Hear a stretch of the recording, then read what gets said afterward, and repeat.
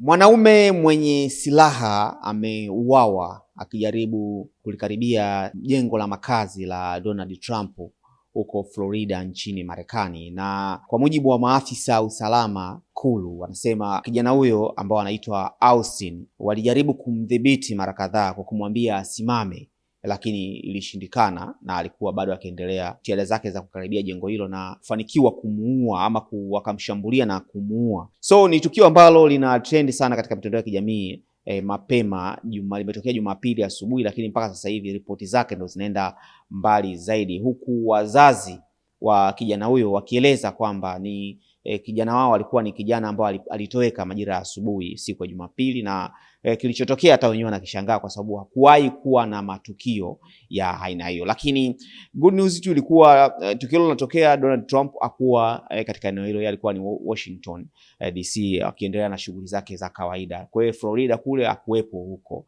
lakini bahati nzuri pia kijana huyo alidhibitiwa na bado hakuna taarifa ikieleza ni kwa nini ilitokea tukio hilo mpaka kutokea kwa shambulio kama hilo ambalo alikuwa anatamani kwenda kulitekeleza. Na hii ni si mara ya kwanza, tumekuwa tukiona Donald Trump amekuwa akiwindwa na mashambulizi ya namna hii. Kama unakumbuka wakati wa kampeni yake kuna jamaa mmoja ambaye yeye alimpunyua kwenye sikio na risasi, lakini jamaa yule pia walimkamata na alihukumiwa kifungo jela. Na hii ni moja kati ya matukio makubwa ambayo yametokea huko nchini Marekani na trend sana asubuhi ya leo, yakimhusisha kijana huyo ambaye mpaka sasa hivi bado uchunguzi unaendelea kujua alikuwa na dhumuni gani, lakini waliweza kumdhibiti na vyombo vya usalama.